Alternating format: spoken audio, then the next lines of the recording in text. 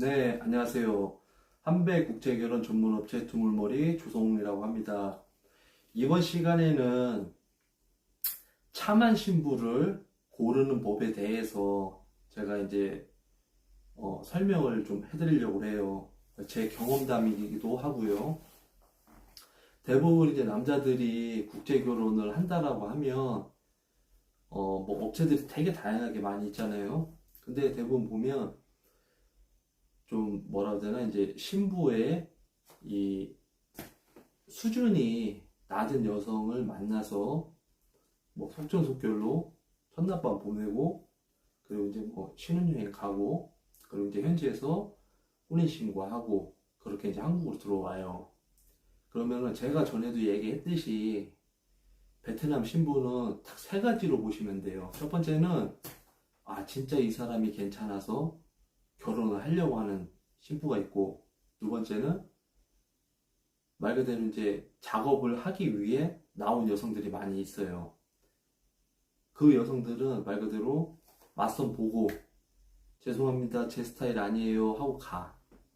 아니면은 맞선 보고 뭐 결혼을 하고 첫날 밤 보내고 다 했어요. 그럼 이제 용돈 받고 그리고 뭐 처갓집에 생활비도 좀 지원 좀 받고 이 상태에서 이제 뭐 파혼을 할 수 있는 그런 여성이 있고, 그리고 이제 세 번째는 이제 신랑들 나이 차이가 뭐 40 후반, 그리고 뭐 50 초반, 중반 이런 남성과 결혼을 할 때 대부분 뭐 20대나 뭐 20대 초반의 그런 여성들, 수준도 낮은 수준 미달의 그런 여성들과 이제 결혼을 해서 한국으로 와요. 한국으로 오면 외국인 등록증 받을 때까지 기다렸다가 가출하는 그런 여성 총 3명이 있어요.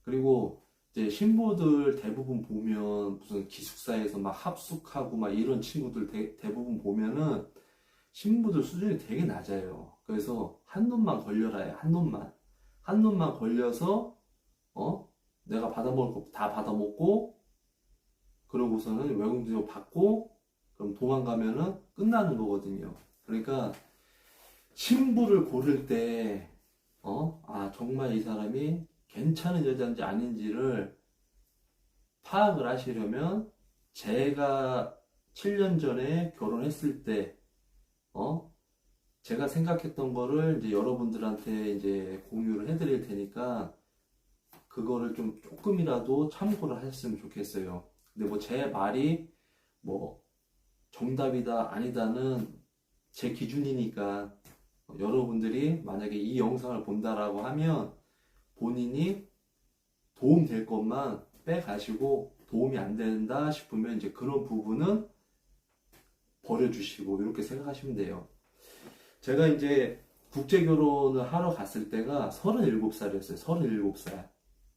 그때 당시 키가 184에 몸무게가 87이라 뭐 몸도 뭐 운동을 좀 했으니까 매끈한 몸이었어요. 뭐 나올 때 나오고 들어갈 때 들어가고. 그리고 이제 그때 당시는 이제 피부도 하얗고 저는 결혼하면 목적이 있던 사람이었기 때문에 술 담배를 한 번도 해본 적이 없어요. 술 담배를 뭐 술 담배 뭐 유흥 뭐 도박 이런 걸 해본 적이 없어요. 그냥 내가 진짜 일 뭐 운동 그리고 이제 모임 요거 외에는 해본 적은 없어요. 그리고 이제 뭐 남자가 태어나서 유흥 안 가봤냐 이렇게 얘기하는데 회사나 이제 군대 있을 때 선배들이 가자고 해서 이제 마지못해 간 적은 있죠. 근데 내가 뭐 찾아가는 그런 건 아니었어요. 그렇게 이제 했던 이유는 나중에 이제 2세를 뭐 준비하게 되면 건강하게 나을 수 있게끔 하기 위해서 이제 제가 이제 절제한 부분도 있는데 그렇게 해서 이제 제가 37살에 이제 베트남을 넘어갔어요. 베트남 넘어갔는데 그때 이제 맞선 장소가 이렇게 여러 군데가 있어요. 여러 군데가 있을 때 그때 이제 저하고 이제 맞선을 보려고 했던 그 여성 3명이 있었어요. 여성 3명. 사진하고 이름하고 그리고 나이 이것만 알고서는 이제 제가 그때 당시 계약금 500만 원 내고 현지로 넘어갔죠. 근데 이제 넘어갔는데 이제 한국에서 신랑 왔다고 그래가지고서는 그때 당시 저하고 맞선을 보려고 한 70 몇 명이 줄을 섰었어요. 70 몇 명의 여성과 이제 맞선을 이제 진행을 했는데 우선적으로 이제 저한테 사진을 보내준 그런 신부를 이제 봤어요. 봤는데 뭐 어떤 여성은 뭐 18살 여성도 있었고 뭐 20대도 있었고 20대 초반도 있었는데 대화하거나 그리고 이제 몸짓하거나 이런 걸 봤을 때 저하고는 안 맞는다 제가 생각을 했어요. 저하고는. 왜냐면은 나이도 어리고 그리고 이제 뭐 이렇게 대화를 하게 되면 언어는 다른데 자신감이 좀 부족했다라고 해야 되나? 약간 좀 멈칫멈칫거리고 그래서 저는 다 패스 했어요.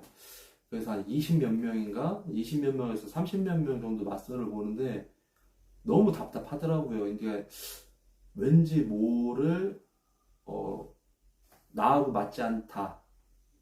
그런 생각이 문득문득 들어가지고 제가 이제 그 대표님한테 얘기를 했죠. 아, 저는 국제 결혼이 아닌 것 같다. 그래서 저는 그냥 한국에 돌아가고 그리고 여행이나 하겠다. 이쯤에서 정리하자고 제가 이제 그렇게 얘기를 했어요. 그러니까 이제 사장님이 아, 그렇게 하지 말고 조금만 더 보자. 이렇게 이제 또 회유를 해주셔서 그러면은 제가 이제 잠깐 좀 쉬고 다시 그 말씀 진행하시죠. 이러면서 이제 머리도 식힐 겸 이제 나갔단 말이에요. 나갔는데 이제 제가 뭐 이쪽 저쪽 쳐다보면서 이 생각 저 생각 하면서 아, 내가 결혼을 해야 되나 말아야 되나 애만 낳고 살까 말까 별의별 생각을 다 했어요. 왜냐면 이제 엄마가 어 외동아들이랑 똑같은데 결혼을 안 하려고 하고 있으니까 그게 이제 염려돼서 이제 저를 보낸 거거든요. 그래서 이제 왼쪽으로 이렇게 딱 쳐다보는데 왼쪽 식당 쪽에 지금의 와이프가 거기에 서 있는 거예요. 친구랑 식당에서. 그래서 진짜 그 뭐라 해야 되나 빛이 났었어요. 빛이 날 정도로 너무나 느낌이 강렬해가지고 제가 이제 통역사를 바로 불렀죠. 통역사 바로 불러가지고 저 아가씨하고 맞선 볼 수 있게끔 해달라. 이제 제가 요청을 했죠. 그러니까 이제 그 통역사가 가가지고서는 샬라 했는데 이제 거절을 했다고 하더라고요. 그래서 이제 아니 뭘 거절을 하냐, 맞선 좀 볼 수 있게끔 해달라고 이제 제가 또 이제 재차 또 이렇게 요청을 하니까 이제 여성분이 친구랑 막 얘기를 하더라고요. 친구랑. 그러니까 친구가 야 어차피 왔으니까 모른다. 인연이 있을지 없을지 뭐 이렇게 이제 회유를 했다고 하더라고요. 그래서 이제 와이프가 이제 맞선 장소에 들어왔어요. 들어와가지고서는 이런저런 막 얘기를 하는데 제가 아직도 그 모습이 잊혀지질 않는 거예요. 옷도 되게 단정하게 입었고 뭐 화장도 되게 수수하게 했어요. 수수하게. 근데 언어는 다른데 이 눈빛이랑 그리고 이제 말하는 투가 되게 당당했어요. 자신감도 막 넘치고. 그래서 그 모습이 너무 저한테 와닿았단 말이에요. 와닿아가지고 뭐 이렇게 얘기를 하는데 이제 내용은 그거였어요. 통역사한테 물어보니까 자기는 알지도 못하는 남성과 결혼하려고 여기 온 게 아니다. 그냥 친구랑 식당에 밥 먹으러 온 건데 내가 왜 여기에 있는지 모르겠다. 이렇게 얘기를 하더라고. 확실한 거들 처리를 하더라고요. 근데 제가 이제 성격이 O형이다 보니까 혈액형이 O형이다 보니까 이 성격이 또 지구는 또 못 사는 성격이라 그래서 제가 이제 사장한테 얘기를 했죠. 저 아가씨하고 저기 결혼하려면 어떻게 해야 되냐 물어보니까 장모님의 허락이 있으면 된다. 이 얘기를 해주더라고요. 그래서 이제 제가 아내한테 가서 얘기를 했어요. 나는 당신이 마음에 드는데, 어머니가 동의를 안 하면 나는 한국 갈 테니까 걱정하지 말아라. 이렇게 얘기를 했죠. 근데 이제 애기 엄마가 이제 전화를 해서 이제 장모님하고 뭐라고 얘기를 하더라고요. 한국에 어떤 남자가 엄마 만나러 간다. 뭐 이렇게 가면은 놀라지 마셔라. 이런 식으로 이제 얘기를 했다고 하더라고요. 그래서 이제 저는 이제 베트남에 이제 과일하고 뭐 과자하고 이렇게 해가지고서는 이제 택시 뒤에다가 이제 트렁크에다가 넣어놓고 이제 제가 이제 방문을 했어요. 처가 방문을 했는데 이제 가면서도 이제 와이프가 이렇게 좀 약간 좀 걱정하고 하니까 이제 제가 얘기를 했죠. 걱정하지 말아라. 어머니가 반대하고 하면 나는 한국 갈 테니까 걱정 안 해도 된다. 이렇게 제가 이제 얘기를 하고서는 처갓집을 갔어요. 처갓집을 갔는데 이제 차에서 내리고 나와서 이제 그 과자하고 과일 들고서는 들어가는데 그 처갓집 식구들이 다 이렇게 옹기종기 모여 있더라고요. 그래서 이제 제가 한국식 인사를 했죠. 한국식 인사를 하고 이제 손 흔들면서 이제 신짜오 신짜오 하면서 인사를 제가 했단 말이에요. 웃으면서. 근데 이제 장모님이 저를 딱 봤을 때 되게 환하게 웃어줬어요.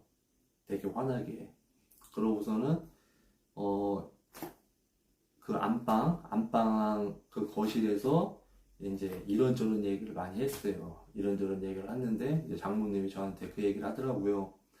나중에 우리 딸이 한국에 가면 행복하게 해주겠냐? 이제 그 얘기를 딱 했단 말이에요. 그래서 제가 이제 그 베트남은 그 신랑 신부들 있잖아요. 사위들이 이렇게 딱 사진이 딱 있어요. 그래서 제가 손가락을 가리치면서 여기 있는 신랑들보다 제가 행복하게 해드리겠다. 마음고생 안 시키겠다. 이 얘기를 딱 하니까 장모님이 막 환하게 웃으셨단 말이에요. 그러고서 이제 잘 돼서 이제 저는 이제 호텔로 넘어갔고, 여기서 이제 비하인드 스토리가 뭐냐면 애기 엄마가 전화를 했을 때 한국에 이런 남자 가니까 나는 결혼 안 해. 그러니까 무조건 반대하세요. 이렇게 얘기를 했는데 엄마가 오케이 해버렸다 이 말이죠. 그러니까는 와이프가 막 울었대요. 막 울면서 나는 결혼 안 하려고 하는데 왜 결혼을 날 시키냐. 그러니까 이제 언니들이 너 하기 싫으면 하지 말으라고. 왜 너 우냐. 이런 식으로 얘기를 하니까 약속까지 다 했는데 어떻게 이거를 물을 수가 있냐 이 얘기를 하더라고요. 와이프를 제가 겪어보면서 느끼는 거지만 진짜 책임감도 강하고 약속을 어겨본 적이 없어요. 저도 뭐 애기 엄마하고 뭐 약속하면은 다 지키는 사람이기 때문에 그렇게 해서 이제 저도 이제 호텔로 들어가고 이제 그때 이제 카톡 주고받고 했었죠. 그리고 이제 그 다음날 처갓집 식구들 다 모여서 같이 이제 식사를 하는 자리를 마련을 했어요. 마련하고 뭐 듣는 것도 안 되고 말하는 것도 안 되고 하는데 통역사 옆에다 대려놓고서는 뭐 이런저런 얘기를 했단 말이에요. 이런저런 얘기를 했을 때 그 이제 처가 식구들도 저를 되게 마음에 들어 했어요. 다 웃어주고 뭐 하고 이제 진정성이 보였다고 해야 되나? 그래서 이제 한 9시 좀 넘어서 한 사람 한 사람 빠져나갈 때까지 다 배웅해주고 다 했죠. 그러니까 이제 그때 이제 와이프가 웃으면서 이렇게 넘어갔고, 그리고 이제 호텔에 있는데 애기 엄마한테 이제 연락이 왔어요. 그 연락이 온 내용 문자가 뭐였냐면, 우리 가족을 가족처럼 대해주셔서 너무 고마워요. 나도 오빠의 가족을 제 가족처럼 섬기겠습니다. 이렇게 연락이 왔어요. 그래서 그 뭐라 해야 되나? 진짜 모든 걸 다 보상받았다라고 할 정도로 되게 기분이 좋았어요. 여기서 이제 우리가 참한 신부를 고를 때 첫 번째, 두 번째가 나왔잖아요. 그죠? 첫 번째가 이제 신부. 여성의 그런 이제 뭐 옷가짐이라든지 그리고 이제 눈, 코, 입을 봤을 때 정말 이렇게 사람이 좀 참해 보이는지 아닌지 그거를 이제 관상학적으로도 볼 수 있어야 돼요. 막 눈이 막 이렇게 찢어지거나 막 처지거나 세 보이거나 뭐 이런 것도 볼 수가 있는 거고. 그리고 이제 두 번째는 이제 처가의 부모님 그리고 식구들 나를 정말 반겨하는지, 그리고 나한테 뭐 밥을 뭐 먹을 때 뭐 반찬을 주던가 할 때 정말 나한테 진정성이 있는지 없는지 그런 걸 이제 보시면 돼요. 이 두 가지를 이제 아시면 되는 거고. 그리고 이제 세 번째가 뭐냐면은 저는 제 기준에 학력을 좀 봤어요. 학력, 직업 이걸 봤어요. 그때 당시 이제 애기 엄마는 베트남 하노이 쪽에 대학교 3년제를 졸업을 했었고, 그리고 이제 전공은 회계 쪽으로 전공을 했었고, 직장은 이제 필라 있잖아요. 베트남 필라에서 이제 그 사무직으로 이렇게 집계하고 발주하고 그런 업무를 도맡아서 했다고 하더라고요. 일한 지도 한 몇 년 됐어요. 일한 지도. 이제 그런 걸 저는 봤었고, 그리고 이제 네 번째가 뭐냐면, 와이프의 친구들을 제가 만났어요. 와이프의 친구들. 그때 이제 애기 엄마가 저한테 이제 카톡으로 이제 메시지가 왔을 때 무슨 얘기를 했었냐면은, 내 친구들은 다 반대한다. 네가 아쉬울 게 뭐가 있어서, 왜 한국 사람이랑 결혼을 하냐. 여기서 이제 중요한 게 뭐냐면, 베트남 사람은 한국 사람을 되게 안 좋게 생각해요. 국제 결혼에 대한 인식이. 자, 첫 번째, 나이가 많다. 그리고 생긴 것도 이상하게 생겼다. 뚱뚱하다. 머리 까졌다. 볼품 없다. 이런 거를 보고, 그리고 한국 남자는 베트남 여성을 볼 때 꽃뱀이다. 뭐 한국에 오면 외국인 등록증 받고 도망간다. 아니면 뭐 국적 취득하고 나면 이혼하고 베트남 남친을 한국으로 불러들인다. 뭐 이런 다양한 뭐 소재거리로 이제 서로에 대해서 인식이 되게 안 좋은 상태였어요. 그래서 이제 저도 이제 뭐 그런 분위기인지 좀 몰랐고, 그래서 이제 와이프가 걱정돼서 이게 겸사겸사 나온 거였거든요. 그때 이제 와이프 친구들이 한 3명이 나왔어요. 3명이, 시간 되는 친구들이 3명이 나왔는데, 대학교 동기들이. 그래서 이제 한 친구는 토익 점수가 한 800점이 넘었어요. 800점.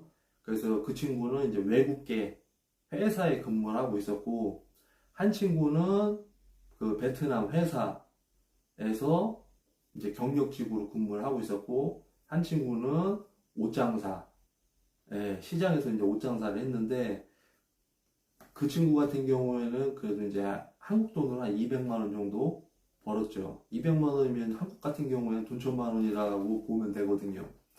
그런 친구들하고 이제 차 마시고 같이 밥 먹고 뭐 이런저런 대화하고 하다 보니까 친구들도 저에 대해서 되게 호의적이었단 말이에요. 그렇기 때문에 신부의 친구들이 어떤 친구들인지를 여러분들이 판단을 하시면 돼요. 판단. 아시겠죠? 그리고 이제 뭐, 진짜 막 문신 같은 경우도 이렇게 패션 문신으로 이렇게 레터링 같은 거 있는 건 상관이 없는데, 막 문신 막 이만한 거 뜨고 막 다리에, 허벅지에 큰 거 막 뜨고 이런 여자들은, 어렸을 때부터 문제가 많은 여성이니까, 이런 여성들은 피하세요. 그리고 이제 막 술 마시고 담배 피고 하는 여성들 피하시면 돼요. 대부분 제대로 교육받고 제대로 사랑받고 한 여성들은 술 담배 안 해요. 뭐 예를 들어서 뭐 나중에 이제 남편한테 배우게 되면 모를까. 그래서 참한 신부를 고를 때는 이 부분을 고려하셨으면 좋겠습니다.